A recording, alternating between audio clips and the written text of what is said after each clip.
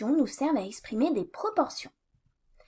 Alors, je prends un exemple. Si je veux parler de la proportion des élèves de la classe qui font du sport le mercredi, j'ai plusieurs façons d'en parler.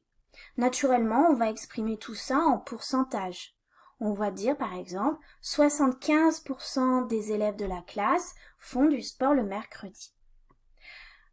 Tout ce qui est pourcentage, on peut le traduire en nombre décimal. Donc 75%, ça correspond à 0,75. C'est son écriture décimale.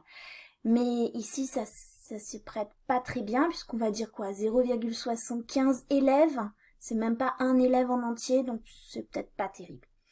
Par contre, naturellement, on va aussi se mettre à parler de fractions. On va dire les 3/4 des élèves de la classe font du sport le mercredi.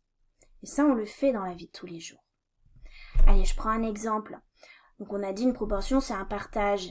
On a dit ça sert pour les fractions. Bah oui, je partage un gâteau en 4 parts égales. C'est très important.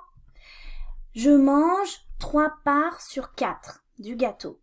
Eh bien, là, j'ai des fractions, hein. Je mange les 3/4 du gâteau, je mange les 3/4 du gâteau. J'ai bien une fraction dès lors que je partage et que je vais exprimer une proportion. Ça correspond tout à fait à 75% du gâteau. À nouveau, 0,75 en nombre décimal, mais ici encore, c'est pas ce qu'on utiliserait. Alors, un partage d'accord, hein, mais attention, hein. Si je prends un exemple qui marque bien les esprits, Obélix, là, il ne sait pas partager.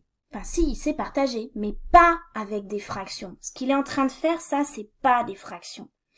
Lui, quand il coupe un gâteau en 3, eh bien, il fait 2 petites parts et une très grosse. Et il est là le problème. Les parts ne sont pas égales, donc pour Obélix, ce ne sont pas des fractions.